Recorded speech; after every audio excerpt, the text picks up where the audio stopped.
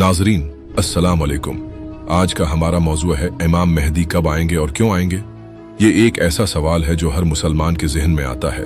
आज हम इसी पर रोशनी डालेंगे कि इस्लामी रिवायात में इमाम मेहदी के ज़ुहूर के बारे में क्या बताया गया है।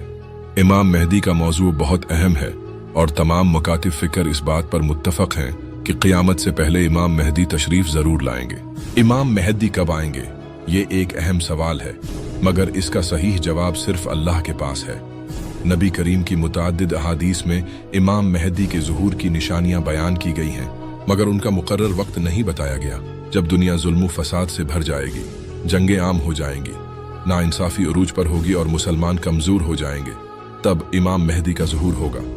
अल्लाह ताला जब देखेगा कि इंसानियत को निजात देने के लिए इमाम मेहदी का आना ज़रूरी हो गया है, तब उनका ज़ुहूर होगा।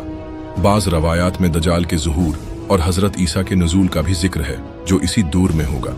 इमाम मेहदी के आने का सबसे बड़ा मकसद जुल्म और नाइंसाफ़ी का खात्मा और अदल व इंसाफ का क़याम होगा। वो पूरी दुनिया में इस्लाम की हकीकी तालीमात को नाफिज करेंगे, जालिम हुक्मरानों को ख़त्म करेंगे और दुनिया को अमन व सलामती का गहवारा बनाएंगे। मेरा पैगाम यही होगा कि हमें इमाम मेहदी के इंतज़ार के बजाय अपने ऐमाल दरस्त करने पर तवज्जो देनी चाहिए।